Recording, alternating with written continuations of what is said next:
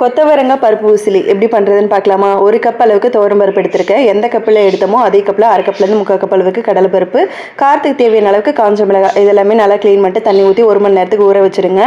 இப்போ கட் பண்ணி வச்சுருக்க கொத்தவரங்காயை ஒரு பாத்திரத்தில் சேர்த்துட்டு காய் வேகிறதுக்கு தேவையான அளவுக்கு தண்ணி, 1/4 டீஸ்பூன் அளவுக்கு மஞ்சள் தூள் இதெல்லாமே சேர்த்துனதுக்கப்புறமா மூடி போட்டு மீடியம் ஃப்ளேமில் வச்சுருங்க. இது நல்லா கொதி வந்து காய் நல்லா வெந்து வரட்டும். 1 மணி நேரத்துக்கு அப்புறமா தண்ணியெல்லாம் வடிச்சிட்டு இந்த பருப்பை இது கூடவே 1 டீஸ்பூன் அளவுக்கு ஜீரகம், கொஞ்சமாக மஞ்சள் தூள் இதெல்லாமே சேர்த்துட்டு மிக்ஸி ஜாரில் சேர்த்து கொஞ்சமாக தண்ணி ஊற்றி நல்லா அரைச்சி எடுத்துக்கோங்க. காய் நல்லா வெந்து தண்ணி சுண்டுனதும் தனியாக எடுத்து வச்சுருங்க. இப்போ தாளிக்கிறதுக்காக கடாயில் கொஞ்சமாக எண்ணெய், கடுகு, உளுத்தம் பருப்பு போட்டு தாளிச்சிட்டு கொஞ்சமாக கருவேப்பிலையும் சேர்த்துக்கலாம். இது கூடவே அரைச்சி வச்சுருக்க பருப்பை சேர்த்துட்டு நல்லா வதக்கிக்கலாம். எண்ணெயில் நல்லா வதங்கி வரணும். அதுக்கப்புறமா இதில் மூடி போட்டு வச்சுட்டு லோ ஃப்ளேமில் கொஞ்சம் நேரம் வச்சுருங்க. அதுக்கப்புறமா கொஞ்சமாக உப்பு, பெருங்காயத்தூள் சேர்த்து நல்லா கலந்து விட்டுக்கோங்க. இது நல்லா வெந்து பச்சை வாசனை எல்லாம் போய் வரட்டும். அதுக்கப்புறமா நம்ம இதில் வேக வச்ச காய்கறி சேர்த்துடலாம். சேர்த்துட்டு எல்லாத்தையும் நல்லா கலந்து விட்டு இறக்கணும் அப்படின்னா நல்ல டேஸ்டியான கொத்தவரங்காய் பருப்பு உசிலி ரெடி.